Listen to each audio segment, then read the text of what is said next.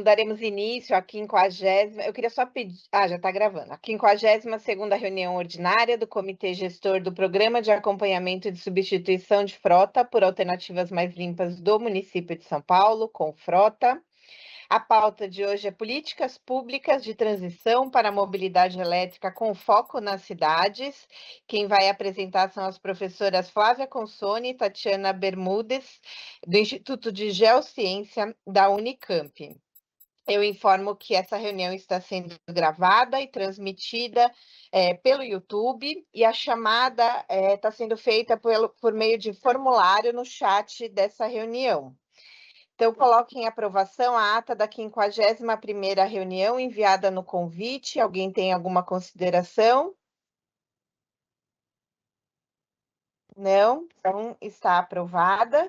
E passo agora para a abertura da reunião para o secretário Renato Nalini.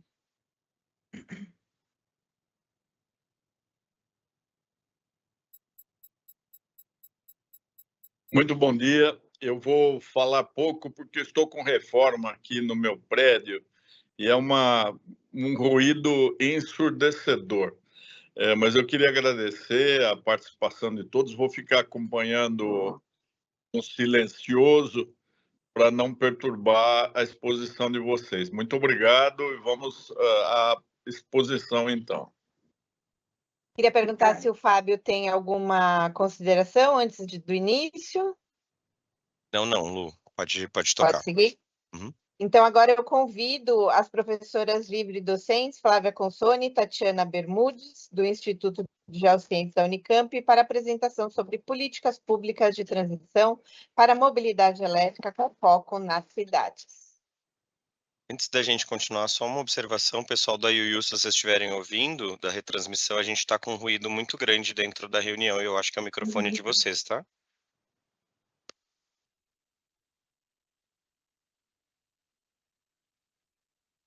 Bom, podemos seguir por aqui? Só um minutinho. Ok. Pessoal da UU, tá escutando? Se vocês puderem reduzir o ruído, desligar o microfone, por gentileza. Professora, pode seguir, eu vou tentar contato com eles aqui. Ok. Bom, só para fins aqui técnicos, agora vocês estão vendo o slide que eu quero projetar? Tá tudo bonitinho? Ai, que bom.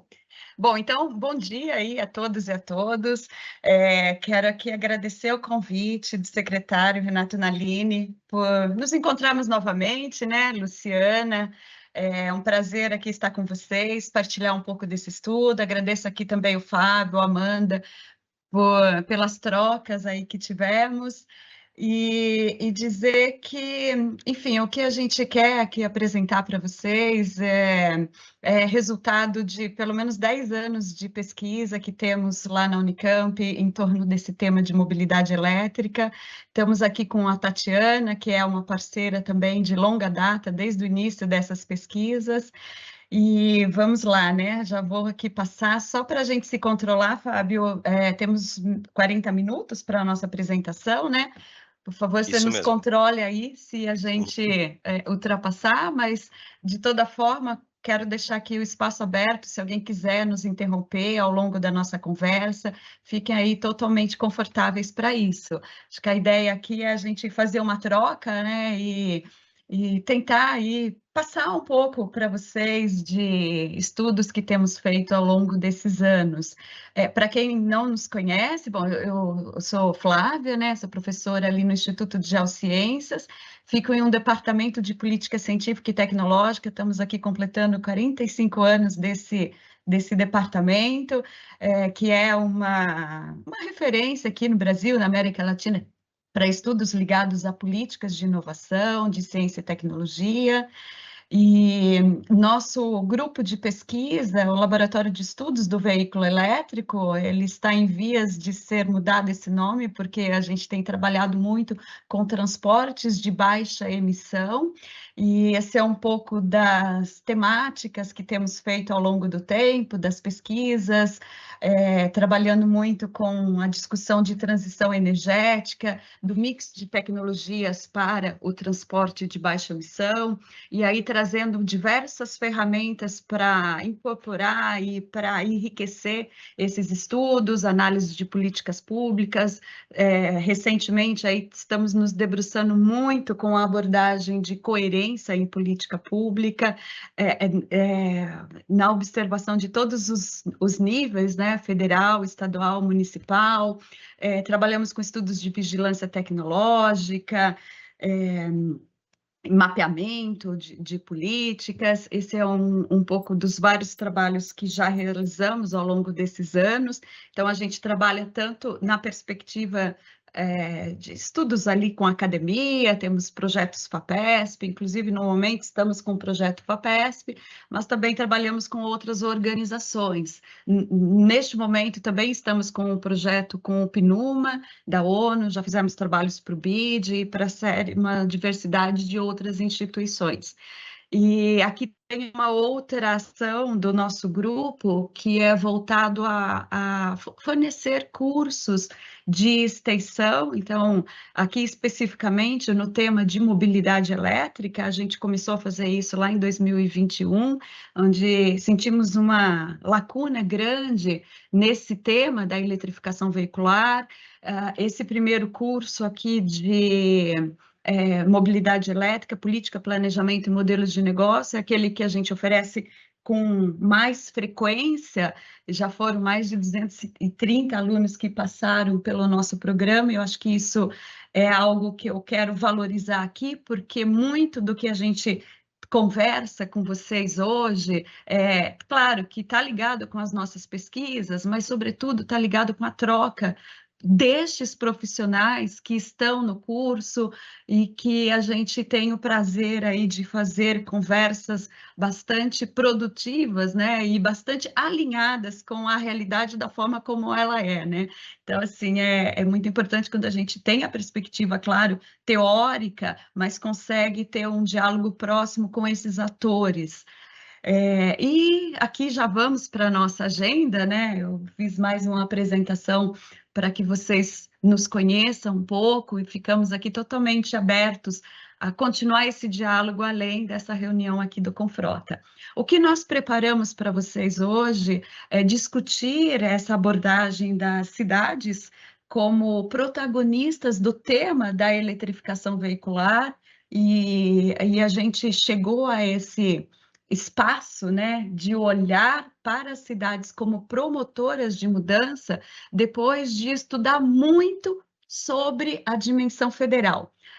Os nossos primeiros estudos, eles focavam em países em que a gente olhava, isso lá em 2017 ainda, em que começava-se a vislumbrar essas iniciativas de eletrificação, e a gente se perguntava, olha, o que esses países estão fazendo na perspectiva da governança interna e das suas políticas para que a eletrificação fosse uma realidade.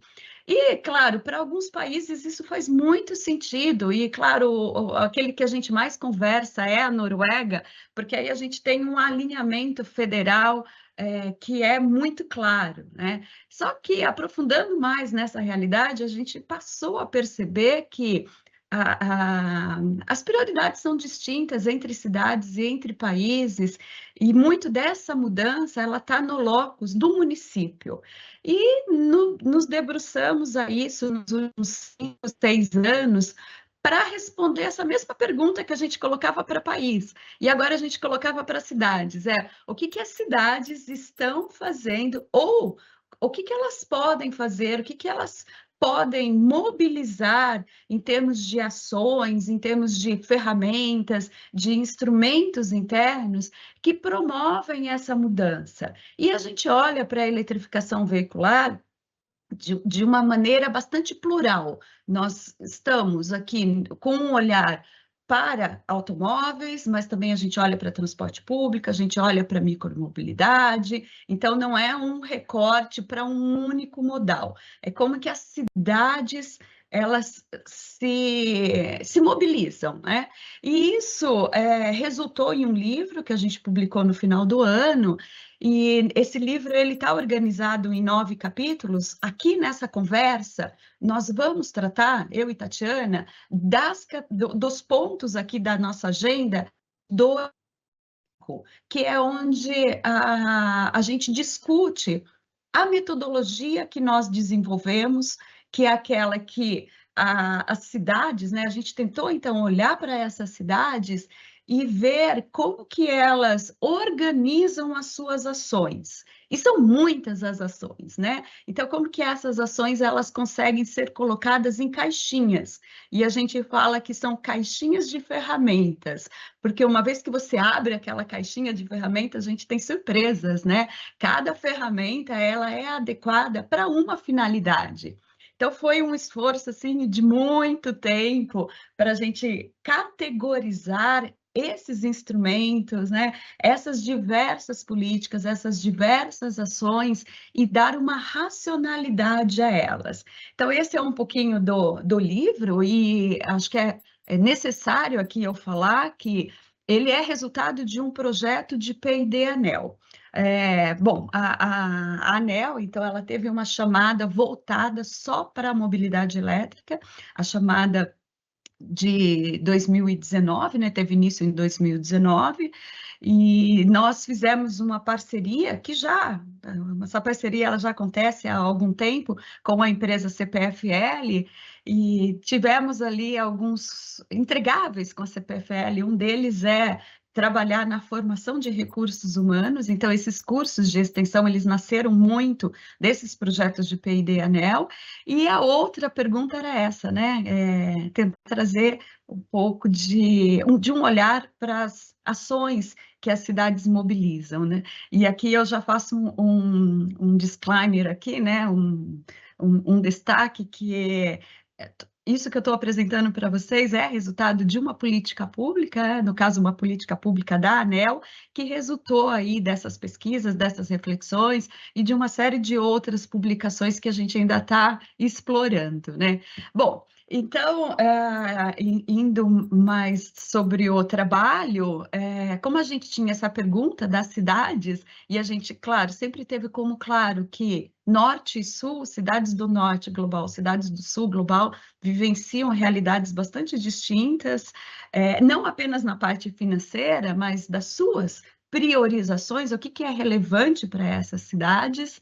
E, então, nós dividimos o trabalho, organizamos aqui uma série de cidades. Isso foi um trabalho muito longo, em que a gente definiu indicadores para selecionar algumas cidades que estavam sendo protagonistas na inserção da eletrificação veicular e das suas diversas atuações, né? Não entrou na nossa amostra de cidades para a gente olhar aquela que mais tinha veículos elétricos, porque essa seria assim, uma amostra bastante enviesada, né? Então, a gente combinou uma série de critérios, chegamos a 30 cidades, e ali foi um trabalho de olhar para essas cidades, né? O que essa cidade significa num contexto de país. Por exemplo, da África, a gente trouxe apenas uma cidade, que é a cidade do Cabo, na África do Sul.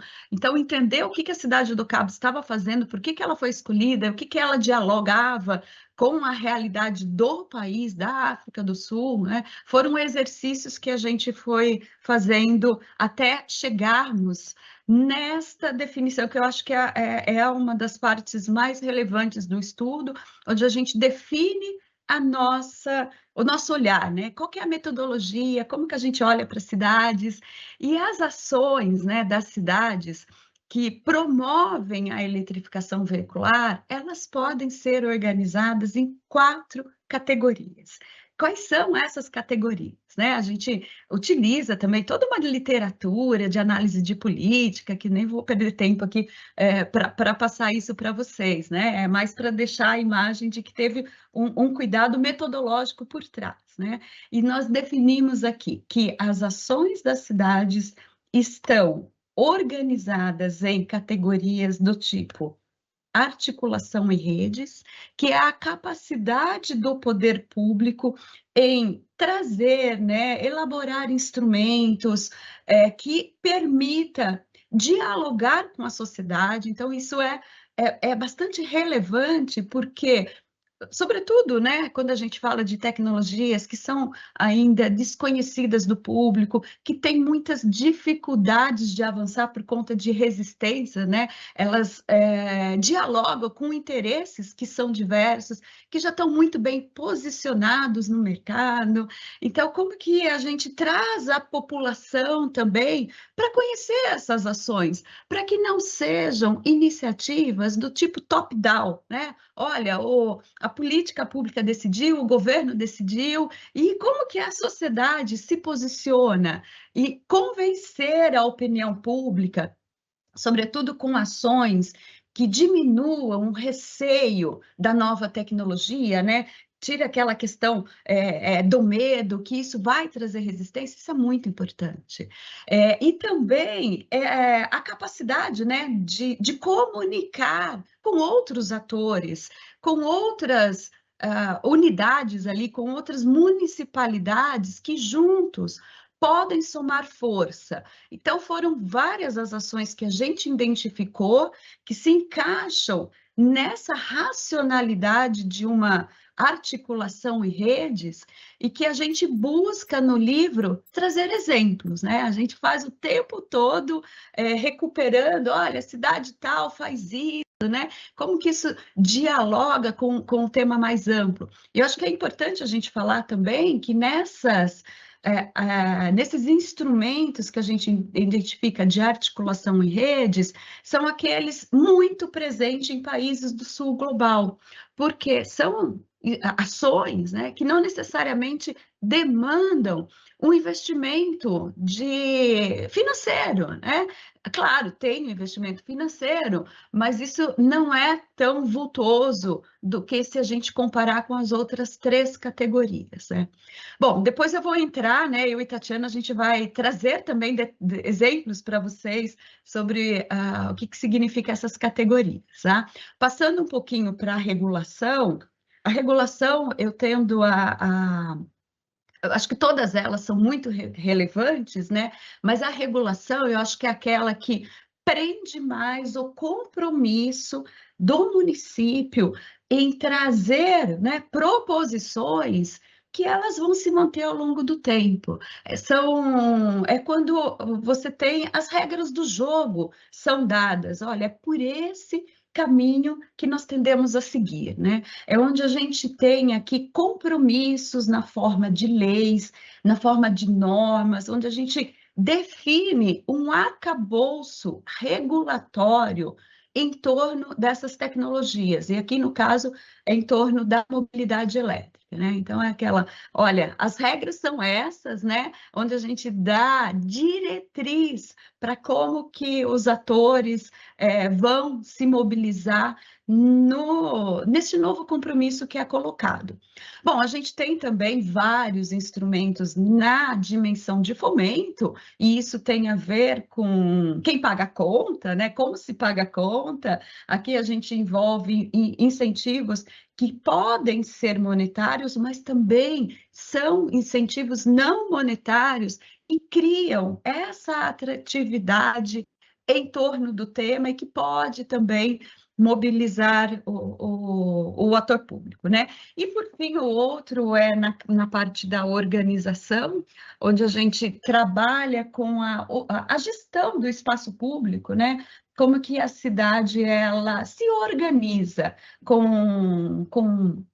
seja com parcerias público-privadas, né? Enfim, como que ela traz essas ações mais localizadas.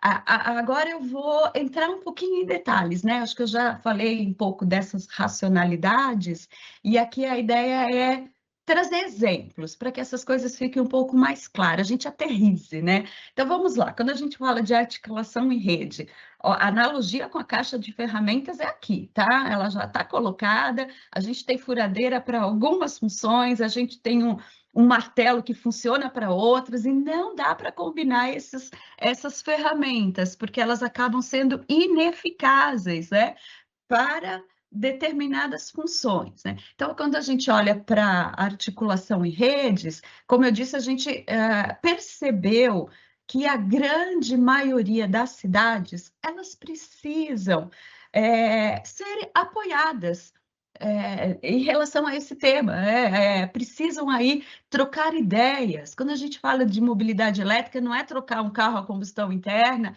para outro elétrico, um ônibus, vocês sabem muito bem, né? Não é pegar um ônibus elétrico e botar no lugar do diesel. Como é complexo isso, a parte técnica, a parte de fechar conta, a parte financeira, esses arranjos todos, como a gente precisa deste apoio, né? E eu acho que um outro aspecto muito relevante quando a gente fala de articulação em redes é a capacidade do município em comunicar. O que significa isso, né? É interagir com a sociedade. Se eu estou falando em colocar um ônibus elétrico, pegando o caso aqui da cidade de São Paulo, que custa 3 vezes mais um ônibus convencional, é muito fácil a gente criar narrativas do tipo por que o governo público, o poder público está gastando tudo isso, quando a gente pode simplesmente ter um ônibus bom, bonito, que funciona, né? Não, a narrativa tem que ir além disso, e a população tem que ser conscientizada que não estamos falando só de tecnologia, a gente está falando de uma série de outros benefícios que vêm para a população. E quando a gente fala de eletrificação veicular, a gente tem que falar, né, de emissões, de saúde pública,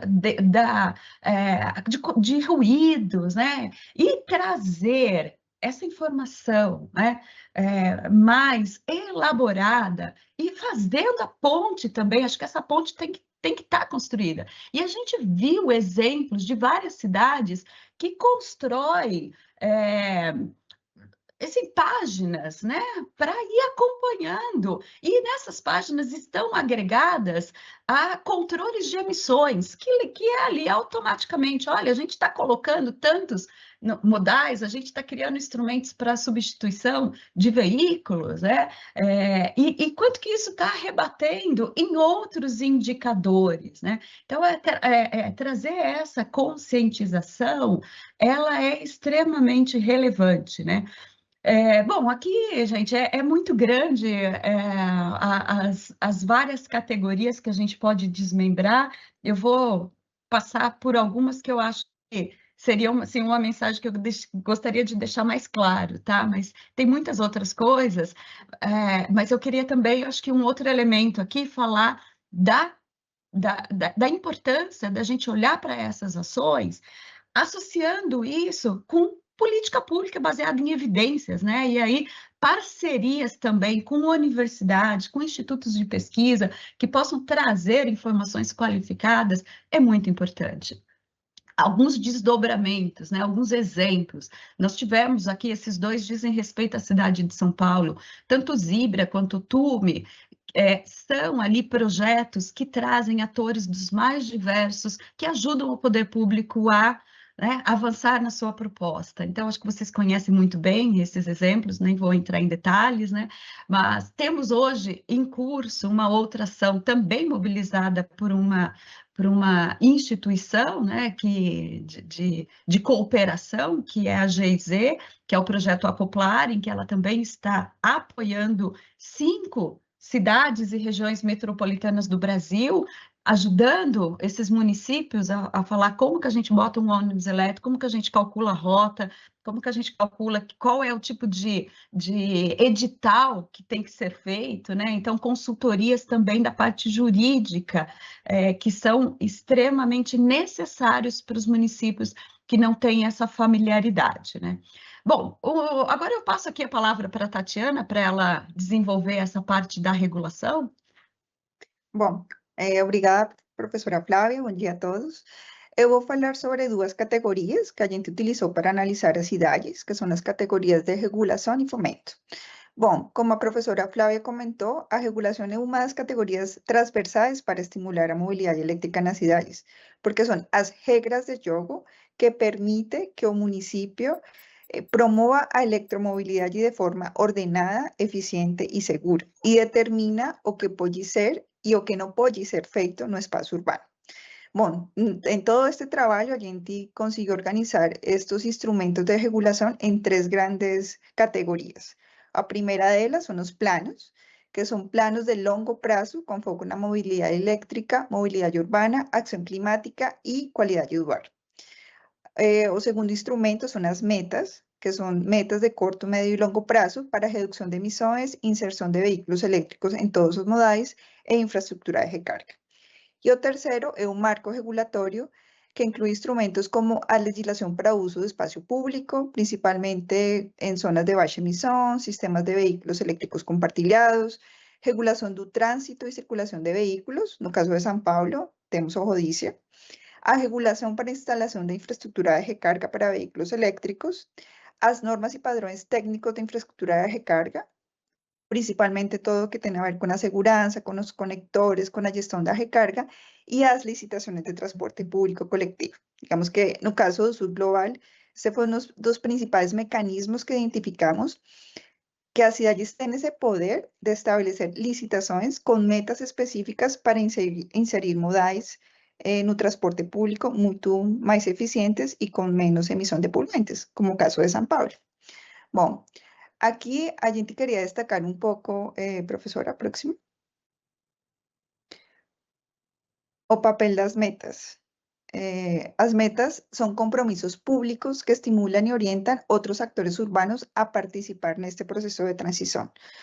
O compromisso com essa mobilidade de baixa emissão é um ponto de partida para definir políticas públicas para regular e para estimular determinadas tecnologias.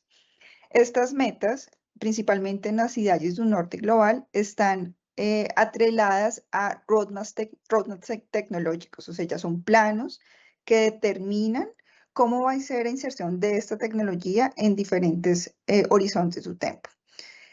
A ideia das metas es que elas sejam claras y comprensibles para que a sociedade comprenda a importância de establecer esa visión de longo prazo. Por ejemplo, en 2025 teremos 2.000 vehículos eléctricos nas frotas públicas o até 2050 vamos a reducir 80% das emisiones de gases de efecto estufa. También las metas son importantes porque exigen, crean consensos y orientan acción de todos los actores que hacen parte de este proceso de transición. Estas metas, evidentemente, exigen un proceso de negociación. No es fácil establecer una meta porque tienen muchos intereses alrededor de inserción de modales eléctricos, mas una vez que son definidas, es un instrumento muy poderoso en un proceso de transición tecnológica. Existen tres tipos de metas. A primera son la reducción de emisiones de gases de efecto estufa y poluentes locales, estímulo a vehículos eléctricos o a restricción de vehículos con motor a combustión interna y metas asociadas a ampliación de infraestructura de recarga. Y aquí, en el caso de São Paulo, a gente quería salientar mucho o papel da Lei 16.802 de 2018, porque, bueno, a gente ya conoce toda a trayectoria, todo o histórico da Lei do Clima, mas essa lei estabelece metas. Y gracias a esas metas es que el municipio de São Paulo está consiguiendo inserir no seu transporte público ónibus con bajas emisiones. O sea, aquí el poder da meta es fundamental para direccionar ese proceso de transición. Próxima. En relación a los planos, a gente evidenció mucho, principalmente en los países de América do Sul, a importancia de establecer estrategias de movilidad eléctrica y leyes específicas. O sea, por un lado, las estrategias definen, bueno, no corto, medio y largo plazo, botar tantos ónibus eléctricos o tantos vehículos eléctricos, mas cada uno de los países también estableció un arcabouço regulatorio asociado a estrategia. O sea, no es suficiente tener una estrategia, es fundamental tener una ley por detrás que regulamente todo ese proceso de transición. Aquí en este caso, en América Latina ya tenemos 9 países que tienen su propia estrategia y una ley asociada.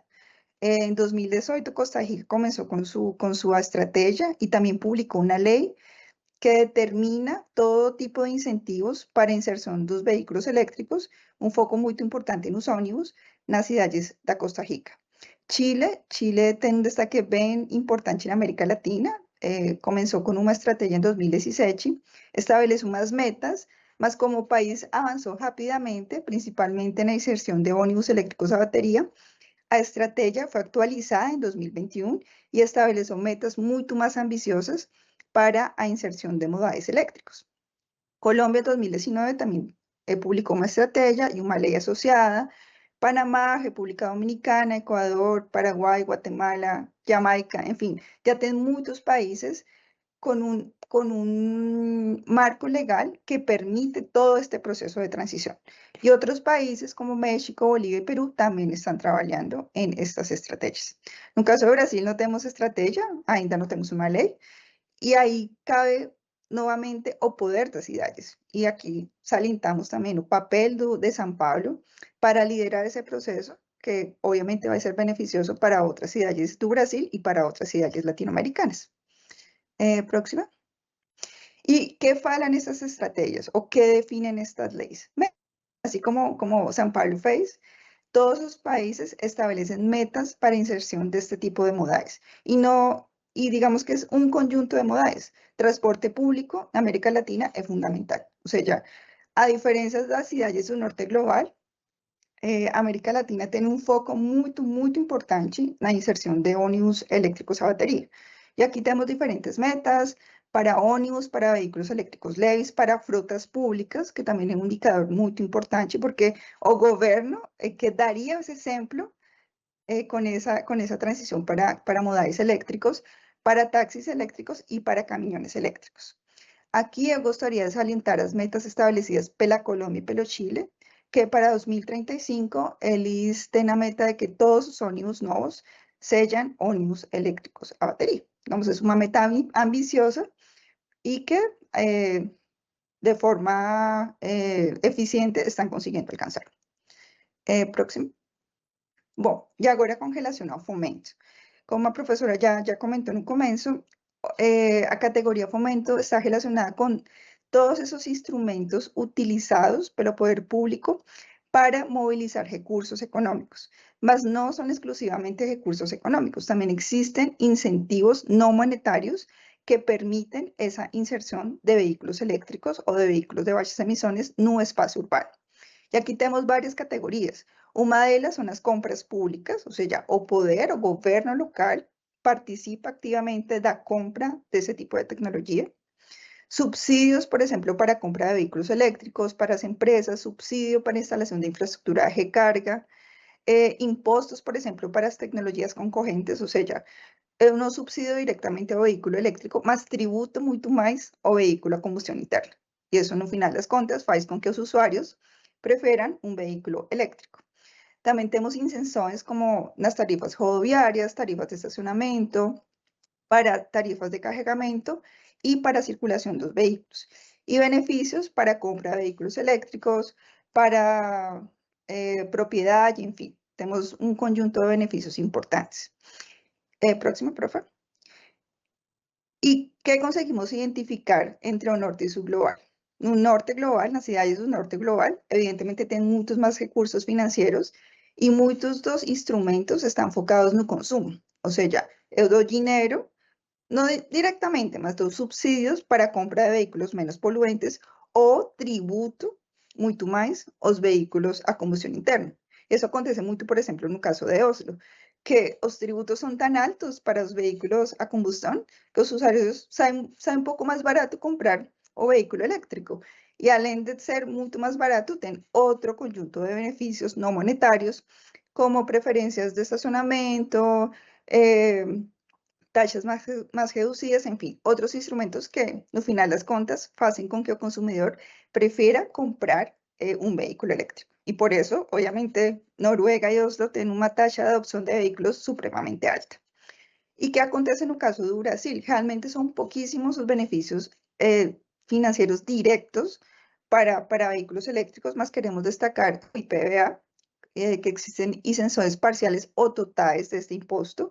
Este benefício é determinado pelo Estado.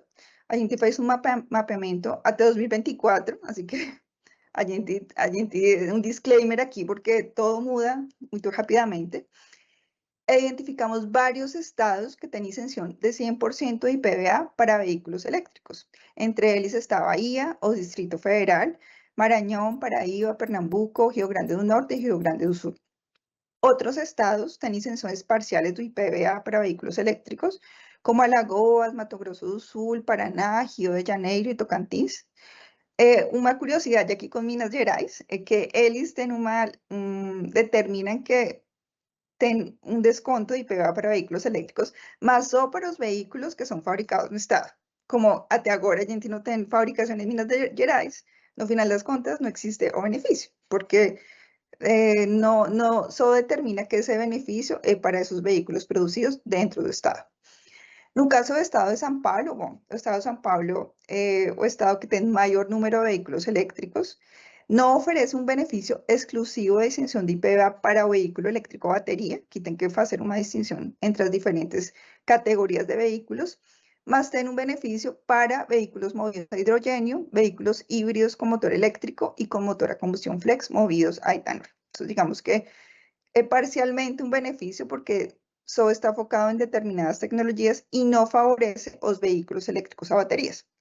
Também tem uns descontos importantes para ônibus movidos a gás natural e a biometano.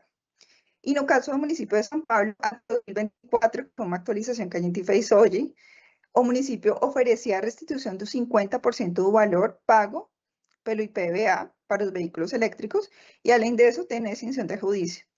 Esta lei, ela permitia que esse benefício se utilizara em créditos a favor dos proprietários dos veículos elétricos para o pagamento do IPTU.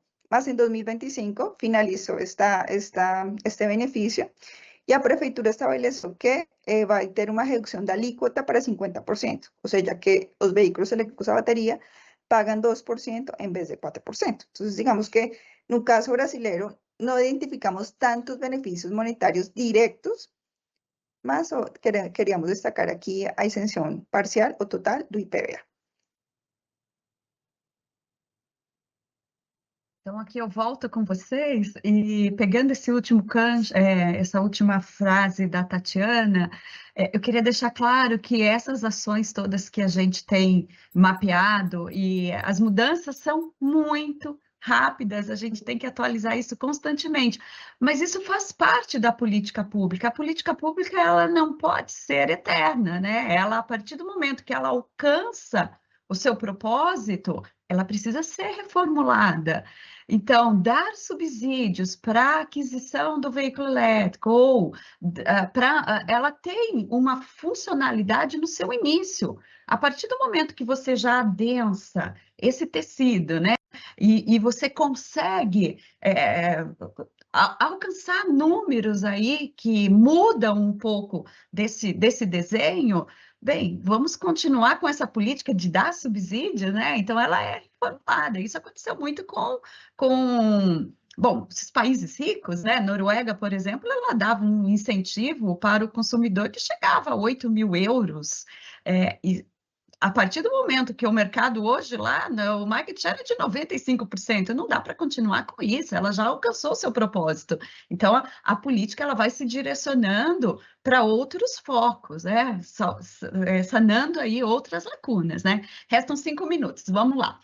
A gente tem aqui a capacidade, a questão, o último dessa caixa de ferramentas é sobre a organização, como que o poder público ele organiza ali faz a gestão da sua área, e essa gestão ela pode ser feita tanto por conta apenas do poder público, mas também como parcerias público-privada, e aí a gente tem uma série de exemplos aqui, como viabilizar projetos demonstrativos da tecnologia, né? Sobretudo para o público ir, conhecer, então você apresenta isso, aproxima, como destinar espaços para infraestrutura de eletropostos, infraestrutura pública, estações de bicicletas elétricas, projetos pilotos, né, de forma geral. E aqui eu trago um exemplo que, no Brasil, E me corrija aí se eu estiver desatualizada, mas eu acho que a gente não tem essas zonas de baixa emissão. Em 2019, eu orientei um mestrado que a gente estava acompanhando a iniciativa de Campinas, que queria fazer a primeira zona de baixa emissão para ônibus, né, em um determinado espaço da cidade, que estava até definido aquilo, só ia circular ônibus zero emissão. Era a Zona Branca, depois mudou o nome e, no fim, não saiu do papel, né? O que é complexo a gente ter iniciativas como essas, mas que na Europa, assim, praticamente as iniciativas estão na Europa, a gente tem mais de 200 zonas de baixa emissão, em que elas surtem resultados bastante interessantes, que é de reduzir a emissão em áreas que a cidade define como sendo aquelas que vão ter essa regulação, né? Então, aqui a gente está falando de espaço público, mas que também está associado com a questão regulatória, né? Londres, acho que é um dos melhores exemplos, onde você tem a zona de ultra baixa emissão. Ela funciona, com exceção do Natal, o ano todo, 24 horas por dia, ela funciona. E o que acontece? Ela define alguns padrões ali, né? Quem circula. E se você não atende a esses requisitos, não é uma área só para veículos elétricos, tá? É uma área de veículos com menor emissão. Então, carros a gasolina, com configuração até Euro 3 ali, ou carros a diesel até Euro 5, vão pagar taxas, porque afinal é o poluidor pagador, né? E essas taxas não são baratas, né? Acima de 10 libras por dia. Então, a Itália também tem muitas áreas de baixa emissão, né? Se duvidar, a gente vai para lá e não ficar atento a isso, você vai receber multas mesmo. Aqui é só uma pincelada do que a gente... Então, no livro a gente traz exemplos internacionais e exemplos também de Brasil. Quero aqui deixar muito claro que a nossa proposta nunca foi que essas experiências que a gente levanta têm que ser replicadas no Brasil ou qualquer outro mercado. Não, essas experiências elas servem para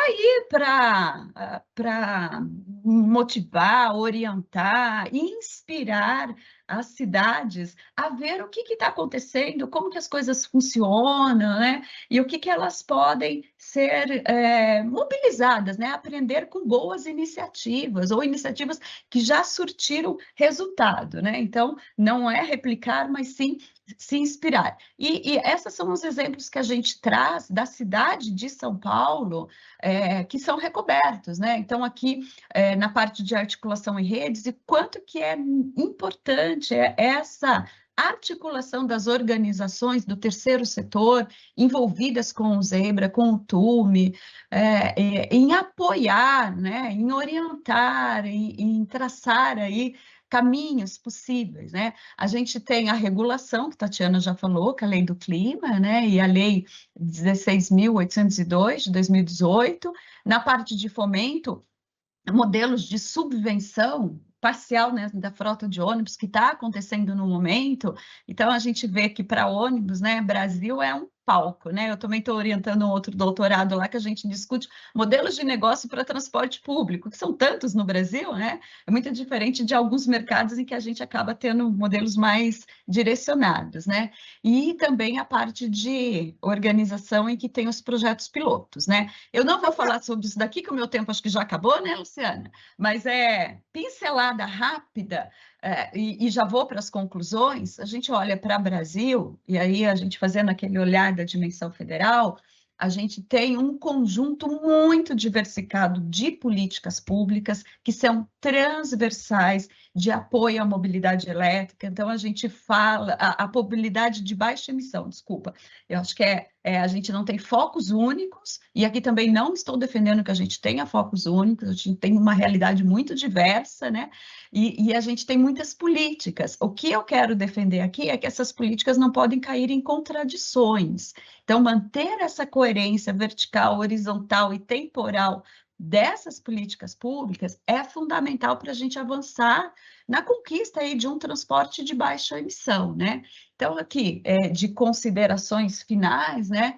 Eu acho que eu queria só reforçar o último item, que o que a gente espera com esse trabalho, com essa pesquisa que resolvemos aqui colocar em um livro, que é para que essas propostas, né, possam, então, servir aí para trazer, né, mostrar o quão plural é essa transição, quanto multifacetada ela é, quantos desafios que a gente encontra e o quanto que é necessário ser criativos aí, se a gente quiser alcançar bons resultados, né? Pelo meu tempo, está cravado 5 minutos adicionais, Luciana, confere?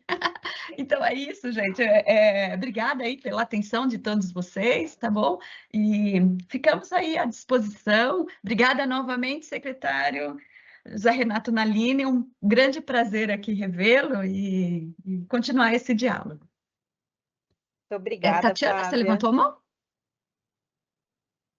Só queria fazer um comentário na categoria organização que vale a pena, e é o pessoal dedicado para o monitoramento da inserção da mobilidade elétrica. E o Confrota faria Exato. parte desse instrumento. Que nos reúne aqui é acompanhar, precisamente, monitorar que efetivamente a lei se esteja cumprindo e que cada dia a gente tenha mais ônibus de baixas emissões no município de São Paulo. Ai, excelente lembrança, Tati. Obrigada, Flávia, Tatiane, parabéns pelo trabalho. E agora está Luciana, aberto. eu queria agradecer às professoras Flávia e Tatiana. Eu tenho o livro que eu ganhei das duas, né? E são propostas muito inteligentes. Nós precisamos trabalhar junto com a academia, né? E eu conclamo as duas para continuarem conosco e também para incentivarem os seus pós-graduandos para que produzam dissertações e teses que tenham impacto, né?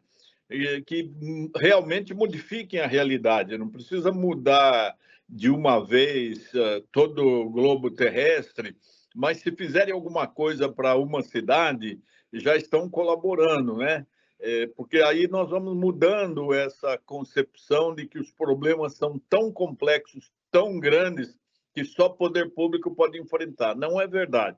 Nós precisamos da provocação da academia, da sociedade, da participação de todos, porque senão o poder público ele está imerso numa rede, às vezes, de impossível desvendamento, desfazimento essa rede, né? São tantos os problemas, só quem passa pela vida pública sabe como é difícil a burocracia. E devo reconhecer, infelizmente, quase a maior parte da burocracia é criada pelo setor jurídico. Excesso de carreiras jurídicas, excesso de faculdades de direito, e o direito, em vez de servir como ferramenta de resolução de problemas, é um complicador do qual as pessoas não conseguem fugir e, às vezes, elas desistem de excelentes projetos. Nós precisamos mudar essa mentalidade. Então, o pessoal de áreas mais técnicas, né, das exatas, é que tem que contribuir para destravar esse fosso burocrático em que nós estamos mergulhados. E eu não estou falando de São Paulo, estou falando do Brasil inteiro, né? Basta verificar o grau de beligerância que o Brasil tem, da judicialização. É uma doença e nós não estamos nos tratando adequadamente. Mas muito obrigado. Foi muito bom e vai servir para a gente refletir, mas mais do que isso, para a gente adotar algumas medidas, né? Eu sou plenamente favorável a quase tudo que vocês falaram e estou pensando em usar vocês para trazerem mais coisas para nós, tá bom? Um abraço para as duas. Muito obrigada. Obrigada, secretário. A gente fica aqui à disposição, né? E só mencionando, né? Apesar de eu ser professora já há 20 anos, né? Eu tenho esse viés muito prático, muito mão na massa, muito olhar para as nossas realidades e problemas. E essa parte jurídica, nossa, é um gargalo tão grande, que eu fui buscar uma advogada para trabalhar conosco. E hoje ela está terminando um doutorado e ela está tendo uma contribuição muito significativa em pensar, né, como que a gente dialoga mesmo, né, com a parte jurídica ali. Ela tá fazendo estudos de sandbox, inclusive a gente publicou um artigo numa revista internacional muito importante para lançando holofotes para essa questão, né? A gente vê São José dos Campos como ele demorou para conseguir fazer um edital ali que não fosse, né? Que fosse, né? Até o final, e muito desse diálogo, né? O que vem pelo desconhecimento da tecnologia. Por isso que eu reforço a categoria de articulação em redes, da gente trazer informação, convencer, ela é tão significativa, né? Mas... Obrigada. Alguém quer fazer algum comentário, alguma pergunta? Eu desejo. Quem? Flamínio. Eu desejo. Flamínio. Flamingo? Flamínio Fischer. É Flamínio. Oi, tudo bem? Tudo Obrigado, bem, parabéns pela apresentação, Tatiana e da Flávia, as observações do secretário Naline, muito legais, muito proveitosas. Eu gostaria de colocar 2 temas aqui que eu acho importante. Um é a questão do tratamento da eletromobilidade na região central de São Paulo. Eu acho que poderia ser prioritária, a gente poderia fazer a eletromobilidade de uma forma que a gente tenha um centro da cidade menos poluente e que agregue todas as políticas públicas nesse sentido. Tá? Então, cabe com os bolsões de bikes, cabe os ônibus elétricos, a frota de táxis e mesmo de veículos particulares, né? Isso é muito bom e vai de encontro com várias políticas de transporte que a gente trabalha. Eu acho que caberia um desenho muito interessante nesse sentido. E, por outro lado, isso no município de São Paulo tem sido tratado, existe uma política e uma orientação. Já na região metropolitana de São Paulo, tem aí um vácuo e que não existe um certo sincronismo em políticas públicas entre o município de São Paulo e o governo de São Paulo, o governo do Estado. O governo do Estado está muito aquém na região metropolitana, tanto na questão de incentivos, isenções ou das articulações necessárias, e caberia uma política pública metropolitana. Eu acho que isso aí eu sinto muito a necessidade. Eu trabalhei alguns anos, tanto no governo do Estado quanto no município de São Paulo, e estou sentindo muita falta de uma orientação nesse sentido. Obrigado. Bom, Flamínio, acho que não foi bem uma pergunta, foi um... Posso comentar, Luciana? Posso? Pode. Eu queria só complementar. Bom, eu compartilho muito das suas colocações, né? Acho que é por aí mesmo, e queria só lembrar de uma iniciativa que nós mapeamos nos Estados Unidos, que se chama EV Task Force. O que ela significa? É uma associação entre prefeitos, e essa associação chegou a agregar 470 prefeitos. O que eles fazem? Entre outras ações, eles trabalham muito em função de compras públicas e trabalham também nesse tema de conscientização acerca, aqui, sobretudo, né, ligado ao tema da eletrificação veicular, né? Então, essa articulação, ela é fundamental, concordo com você, e a gente vê, né, nesse outro trabalho mais recente que a gente tem feito, dessa coerência vertical e horizontal de política pública. Nós começamos esse estudo olhando para a mobilidade elétrica, a gente desistiu, a gente vai falar sobre mobilidade de baixa emissão, porque a gente acaba tendo muitos conflitos, né, entre algumas políticas. Isso é tão necessário da gente ter esse olhar mais né, interdepartamentos, interáreas, porque a possibilidade de haver conflito entre as ações, ela é muito presente. E aí, quando você tem conflito, você não anda nem para um lado nem para o outro, né? Fica estagnado. Eu acho que é um pouco disso que você colocou, né? Eu não sei se Tatiana quer complementar, tá? Não é isso. Precisamente na nossa pesquisa, a gente evidencia incoerência, por exemplo, nas ações do Estado de São Paulo e do município de São Paulo. O município se destaca neste proceso de transição e o Estado, às vezes, está privilegiando uma tecnologia sobre outra. Nossa ideia é fomentar todas as tecnologias, ter um mix de tecnologias no Brasil, mas não favorecer uma em detrimento das outras, sino que todas as tecnologias tenham o mesmo apoio para contribuir no longo prazo para essa transição de baixo carbono. Obrigada. Vou passar agora para o Tadeu. Tudo bem, pessoal? Não sei se tá baixo, tá me ouvindo, Flávia? Tá baixo, Tadeu. Consegue aumentar um pouquinho? Você tem que mudar de software ou eu mudar de computador, né? Porque o Teams é ruim para mim. Toda vez acontece isso, desculpa. Flávia. Agora melhorou. E Tatiana, eu tinha duas perguntas, assim. Interessante a abordagem de vocês para a gente. Eu sou aqui da Universidade de São Paulo, né? Pesquiso na área de avaliação de sustentabilidade, então a gente tem uma abordagem bastante similar.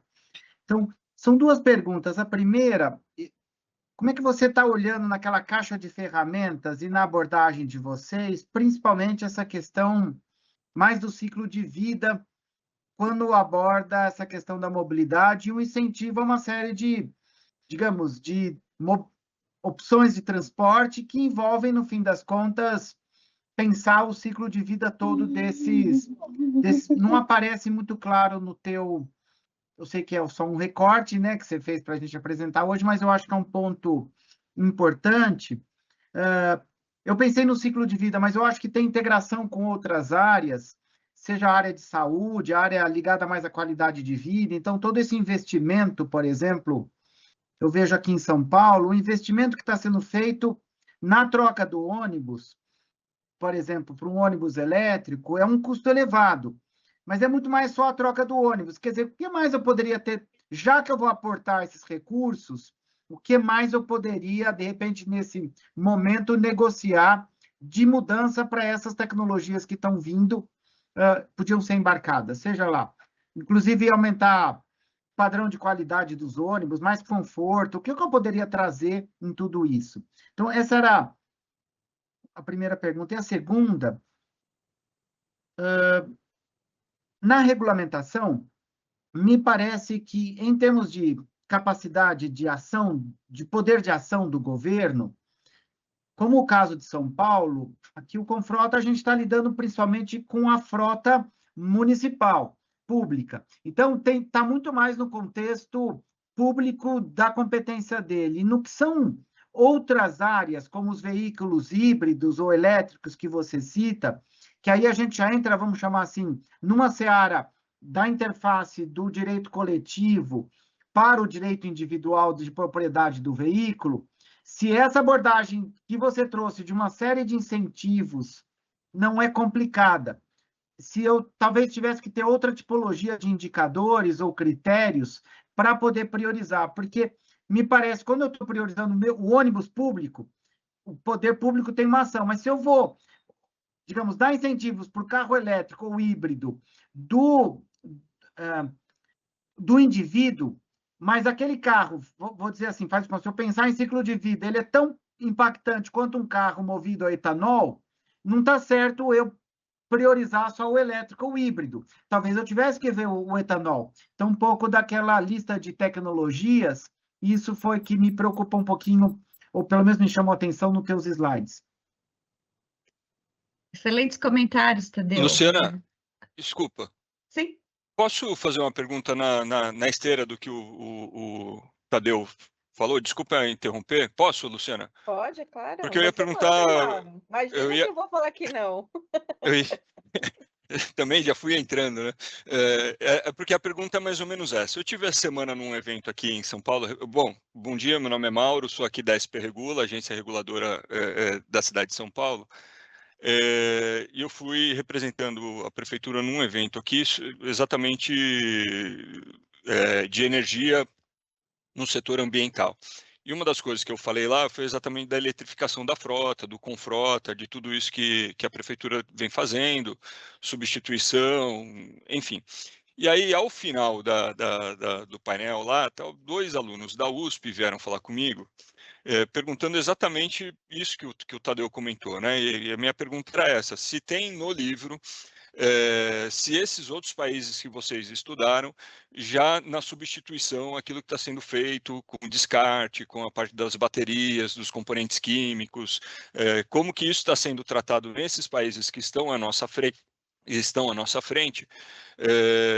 porque de verdade ali eu não soube, eu falei, eu sei que tem bateria, né, que está sendo reutilizada para estações de no-break, para outros usos que não exatamente no transporte, mas ao final da vida útil desses equipamentos, realmente, eu não sei como funciona, e eles estão lá numa pesquisa, lá na USP, não sei exatamente, na Poli, mas não sei exatamente em qual departamento lá, sobre isso, né? Depois a mineração dessas baterias, tal, a reutilização desses minérios, enfim.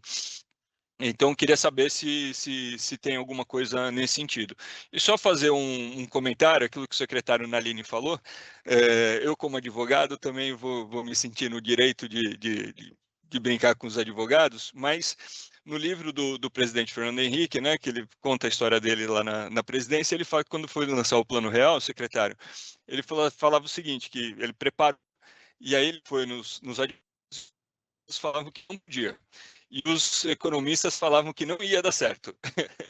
No final, nós estamos aí com 94, né, tantos anos de Plano Real. O que a gente precisa fazer é fazer dar certo e fazer poder, né? Encontrar as soluções jurídicas para que as coisas aconteçam. Esse também é o nosso papel do lado de cá. Enfim, era só isso. Bem, então vamos lá. Tatiana, posso começar? Depois você complementa, pode ser?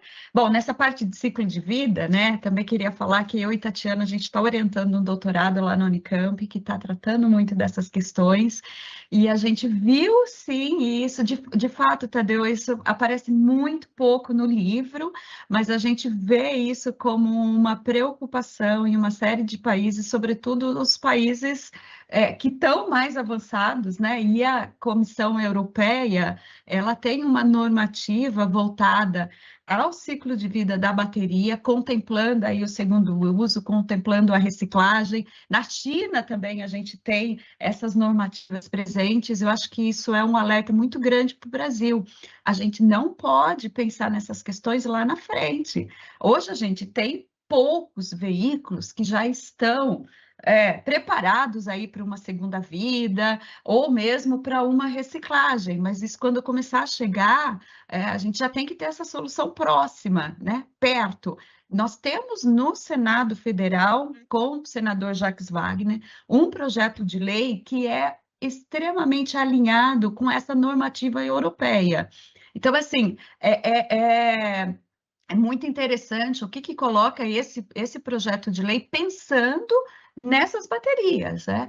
Coisas que a nossa política nacional de resíduos sólidos ela não vai atender. A gente vai precisar pensar no particular, e isso não dá para ir prorrogando. Então, eu acho que é uma preocupação mais do que legítima da gente começar já a antecipar isso. É claro que o segunda vida, ela é uma realidade. Essas baterias, elas ainda saem dos veículos com 70% da sua capacidade. Só que não é automático também. Ah, saiu do ônibus e já vai para o uso estacionário. Porque você vai ter que fazer todo um balanceamento, ver os PECs ali, se essas células estão todas em boas conformidades, qual vai ser a sua aplicação. Ou seja, a gente precisa preparar recursos humanos para fazer diagnósticos desse tipo. Já começamos a ter algumas empresas surgindo, né, algumas startups que fazem esse tipo de negócio, esse tipo de análise, né? Mas, de fato, temos que ter uma parte regulatória, e temos que pensar logo. No livro, então, a gente não cobre muito isso, mas nós vimos, né? Nós vimos que isso tem sido... Acho que Tatiana poderia até falar da Colômbia, né, Tati? Que teve uma lei recente, né? Você quer complementar? Complementando, na verdade a gente identificó digamos, esa problemática, mas como nuestro foco son las ciudades, digamos, las ciudades no tienen esa actuación exclusiva en ese descarte final das baterias, mas es una preocupación constante, sí, y ten ya muchos países en América Latina que por tener recursos de minerales estratégicos como litio y cobre, ya están pensando en estrategias específicas de economía circular, o sea, ya pensando en todo ciclo, no carro eléctrico, no segundo uso, na reciclagem, na reutilização da bateria para novas baterias, e países como Colômbia, como Chile especificamente, que tem tantos recursos de cobre e de litio, Argentina, Bolívia, estão trabalhando, já têm leis específicas de economia circular, pensando nessas baterias. Depois a gente poderia compartilhar também com vocês os documentos, temos uma doutoranda trabalhando nessa temática, e acho que é fundamental pensar desde já como vai ser esse descarte final das baterias. E acho que a sua primeira questão, né, Mauro, que era sobre a parte de incentivos, bom, a gente teve um olhar muito, muito direcionado só para a mobilidade elétrica, né? Então,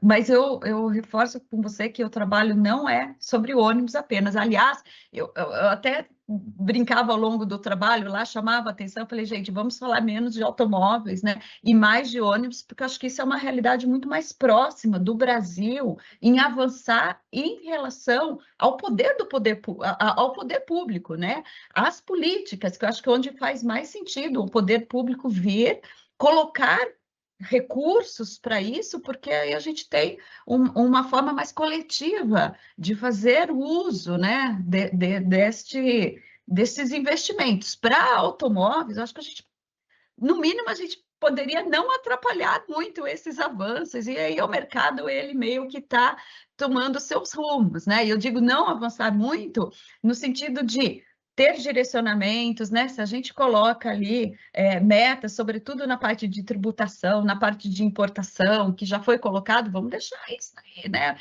Vai seguir no seu curso, né? Mas para a intervenção do poder público, nós intencionalmente hoje, né, Tatiana, demos mais uma ênfase para o transporte público, mas o livro ele cobre outras iniciativas, né? Você quer complementar, Tatiana?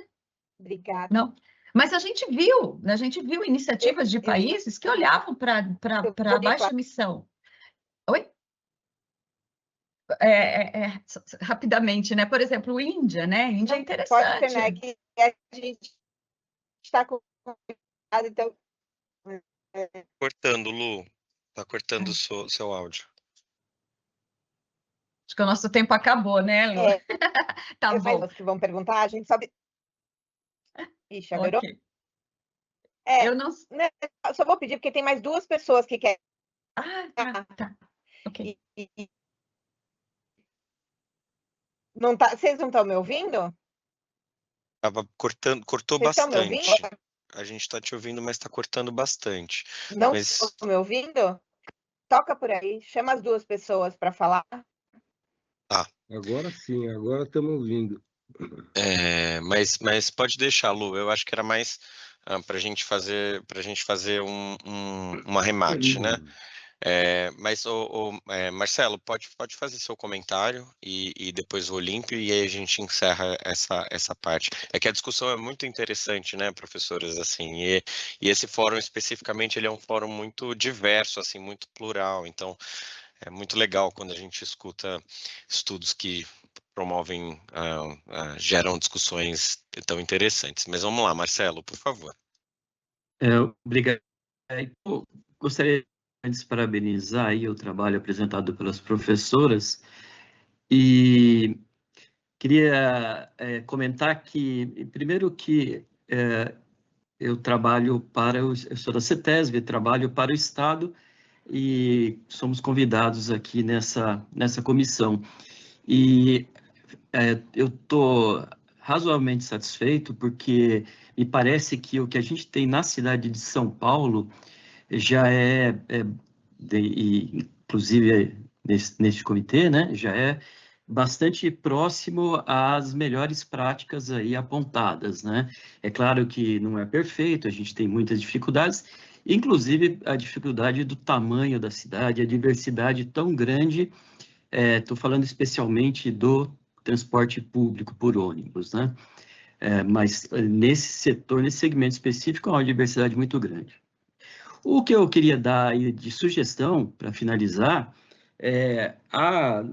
eu creio que no último slide da professora, ela apontou aí uma série de questões, inclusive dos benefícios da eletrificação, estou falando especificamente do transporte por ônibus, e eu queria apontar um problema que a cidade tem, inclusive, a cidade de São Paulo já discutiu, e que a gente, na área de veículos da CETESB, também vem discutindo já há um bom tempo e precisa avançar no assunto, que é a questão do ruído gerado pelo tráfego. Então, quando a gente coloca essa componente do ruído da cidade, é importante olhar também o ruído gerado pelo setor, pelo segmento específico de ônibus urbano, né?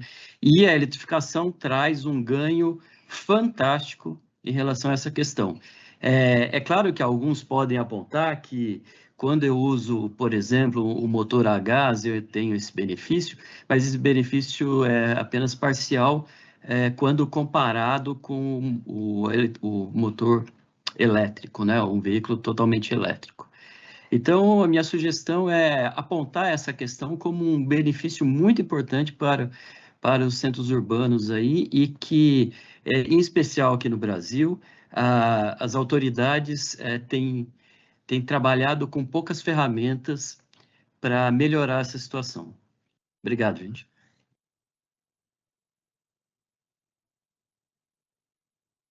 Acho que a gente... Você quer comentar, professora? Pode falar.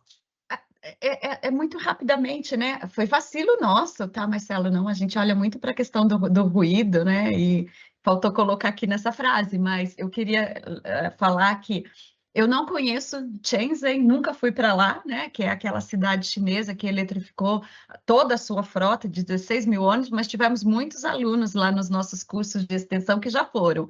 E uma das coisas que eles mais falam é que cidade silenciosa, né? Mas uma vez eu fiz aí um trabalho na Alemanha e conversando com motorista de ônibus, né, coisas que a gente também já viu aqui em São Paulo, né?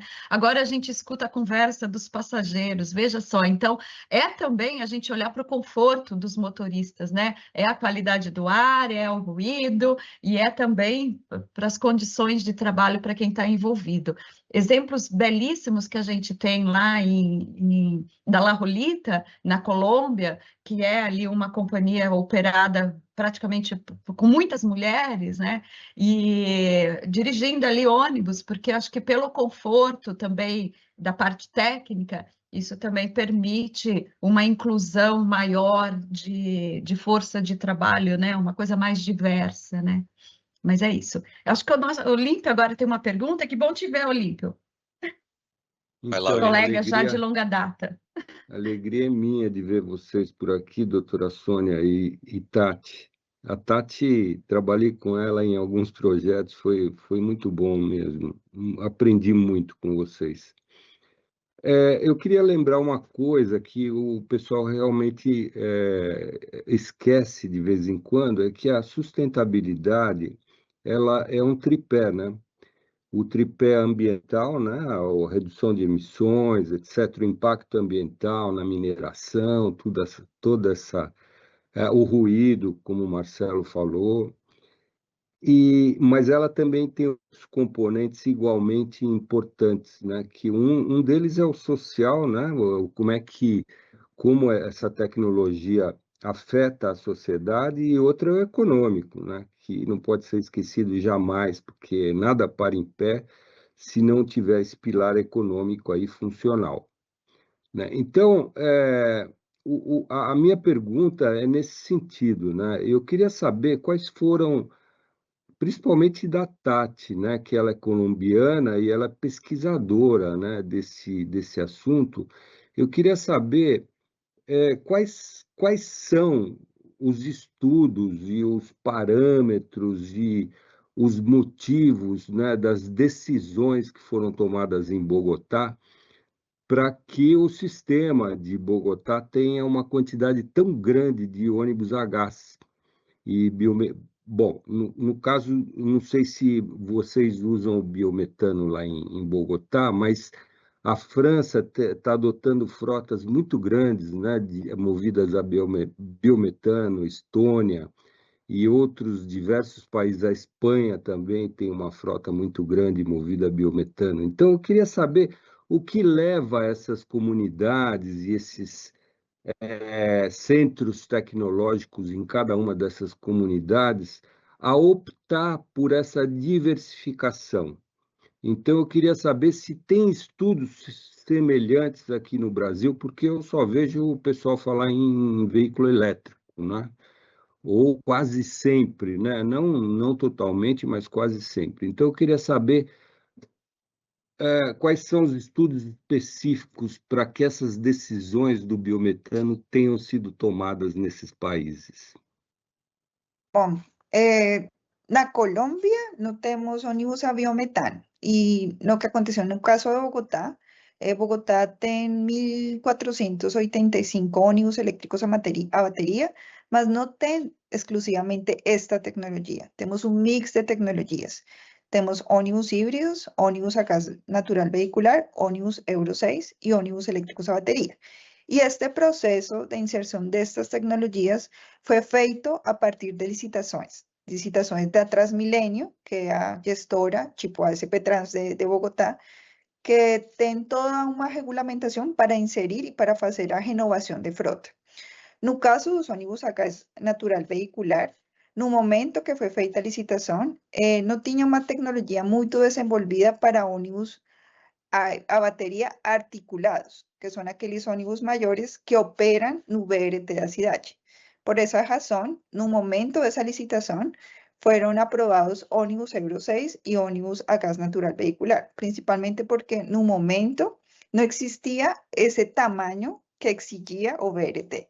Mas no sistema zonal, que é um sistema que apoia o BRT, a maioria das licitações foi feita para ônibus elétricos a bateria. E, de fato, Bogotá estabeleceu, a Câmara dos Vereadores de Bogotá, uma emergência climática.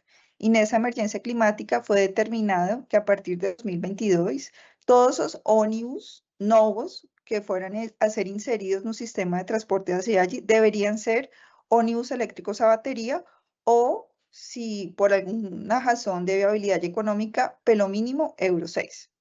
Neste momento, em Bogotá, está uma nova licitação que já é exclusiva para ônibus elétricos a bateria articulados. Ou seja, já temos esse modelo, já tem várias empresas que estão oferecendo esse modelo para Bogotá.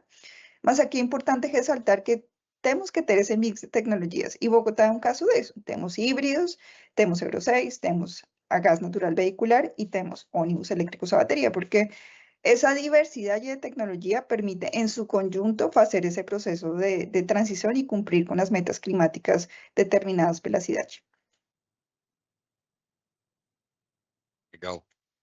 Obrigado, professora Tatiana, professora Flávia.